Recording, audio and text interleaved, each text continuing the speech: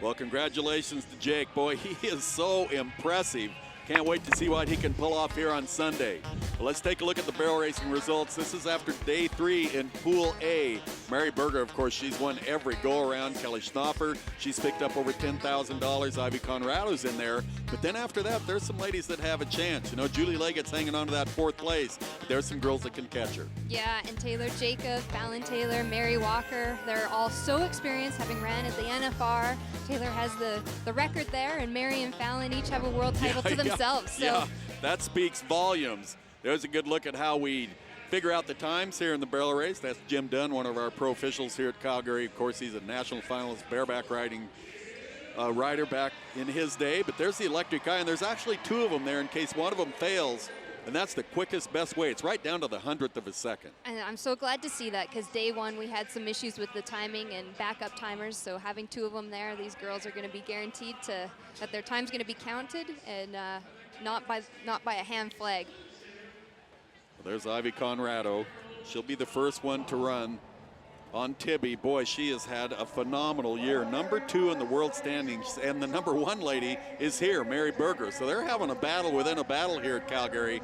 Can she do it again this afternoon? She has had some great runs. Absolutely. C4 Tibby Stinson is the registered name of this 7-year-old sorrel mare. That's her dad, Kelly, walking her up nice and calm, especially for day 4. These horses get really racy as they're coming into this pen, and he's enjoying this. Yes, and that looks like she's going on a trail ride. Yeah, and she's going to scoot in and get lined up, because that first barrel is critical. Once this mare gets firing, there's no holding her up. There's no checking her. She's just going to be there working. And awesome footing for the first one out. This is great news.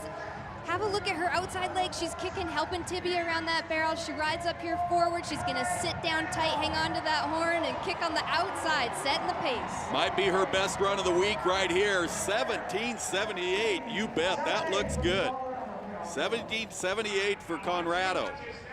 So that is going to set a very tough pace. Taking that breath of relief. Her job is done. 9 ladies left to see if she can hang on to that lead. And here's another good one. Cassidy Cruz, number 10 in the world standings.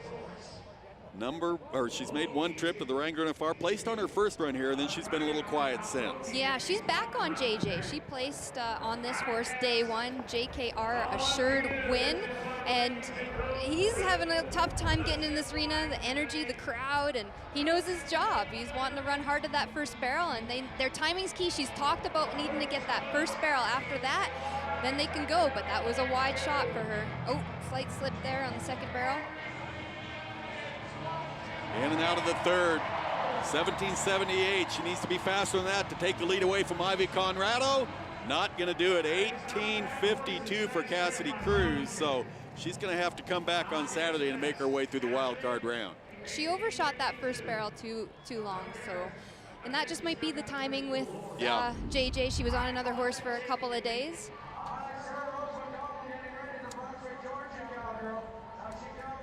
Cassidy Cruz now just finishes her job, and now let's go to Sarah Rose McDonald.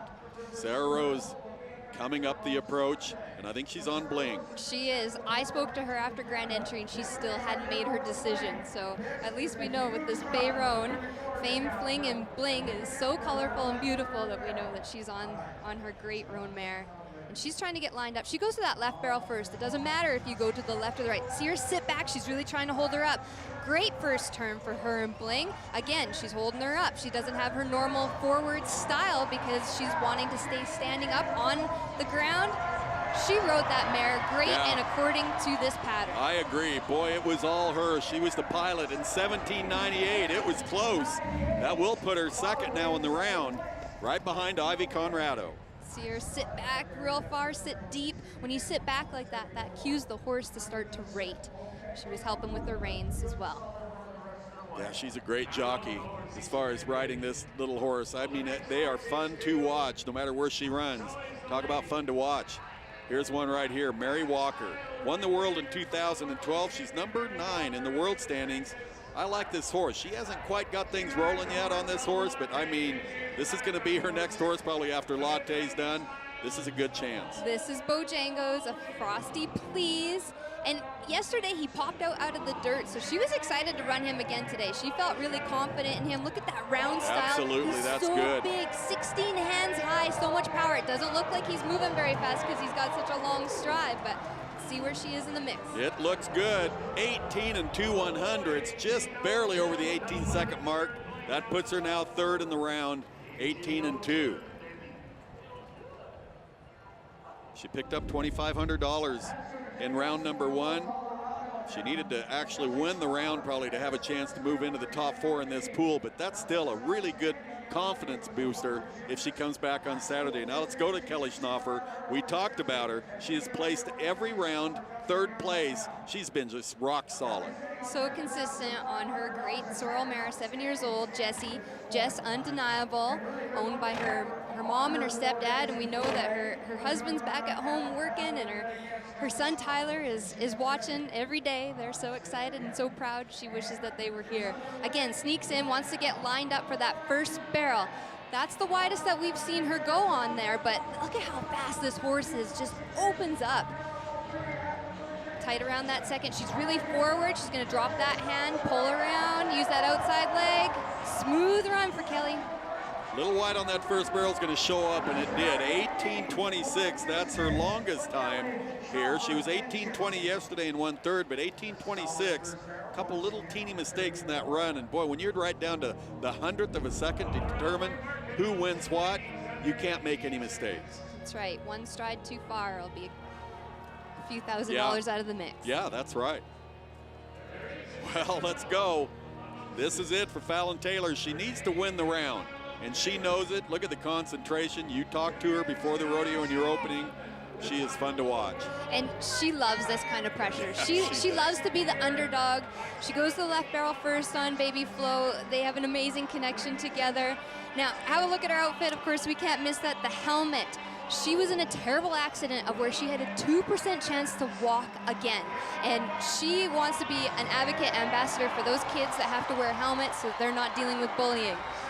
Well, good for her and a good run, but 18 and 14/100ths. Boy, that was close. That puts her fourth now in the round. That's not going to be a big enough check to move her into the top 4, but a real solid run for Baby Flo. Absolutely. Look at how forward she is. Her hands are right up at her ear. There's her dad, Shelton. That's their classic move. Hand slap as they come down the alley. Yeah, she is so fun to be around. I mean, you just kind of draw in on all that energy. Let's go to Julie Leggett now. Julie. She's on ice. She's FDI fourth cash in this to burn. pool, but she needs to maybe win something to hold her spot. Yeah, that would be a great confidence booster for her here. Oh, wide on the second barrel. She needs to get a little more aggressive. One tap there with the bat, hangs on to the horn, bows off that third barrel. Asking everything that he has on the way home. Yeah, 18:28. 18:28 is going to put her sixth in the round, so that's not going to be enough. She's won $6,000 in this pool. She is in the top 4. We'll see if she can hang on to that 4th place position. This morning in practice, she was riding bareback, schooling her horse. It was amazing. I saw that. Well, here we go, Mary Berger. Look at her right up there. Looks like she's going on a cattle drive. It's like, oh, I'm going to ease in there. Mo eases in there. How exciting is she? Listen to this crowd and that extreme focus. They are hanging on every second that Mary Berger comes. Number 1 in the world. She's already won her pool. No one can catch her, but she'd like to win her 4th go-around. She needs to get lined up on Mo. He tilts his head to the outside nose. Whoa, rolls back around. That snaps around that barrel. She's having to kick him up nice and round, rides him all the way around that turn. Look at how good she is. She's just amazing. 67 years old, and this might be her best run yet. And it's gonna be 17:33 for Mary Berger. Oh my goodness. Oh, goosebumps. Oh, and he kicks up right there. What a cowgirl. Oh, that's fun. Look at this. I mean, you talk about have a horse figured out. She and Mo, they are loving the Stampede right now. Fastest run we've seen yet. What a beautiful buckskin horse. Wow. That's a tough act to follow if you're Taylor Jacob, I gotta tell you. Hey, but she did it yesterday. Yeah, she did. And she's on Madonna, Sissy Be Gold, Let a Hank Do It Bloodlines, overshoots that first barrel. The plan yesterday was to stay nice and collected because this horse is just like a motorboat. Stays upright, hind end underneath. We got a clean run from Taylor. Let's see if she can catch up to Mary. Yeah, it's gonna be close. 1786, nice run. That puts her third in the round. She's been solid. 1786, number 3 now for Taylor. What a great rider. Yeah, she is good, isn't she? Not riding her good horse, Bo, that we're so used to seeing her ride, but this is a nice little horse as well. Let's go to Megan Swint.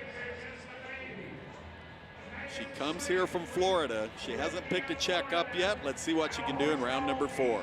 So she's back on PC. This is the horse that she had in the first round.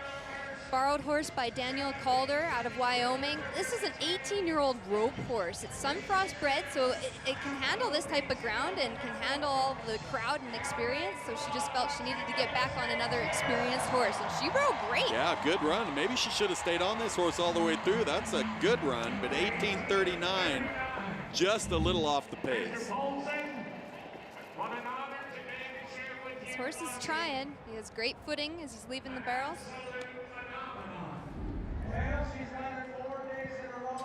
Well, she's going to be back on Saturday with a chance. And, you know, you only have to land in the top 2 on Saturday. And we've seen a lot of people come through that wild card Saturday and go on to win $100,000. But how about Mary Berger? She's already won $22,000 at the Calgary Stampede. First, and the best run yet today, 17:33. Another standing ovation for Mary Berger. Oh my. Oh, that is just a story right there. Mary Berger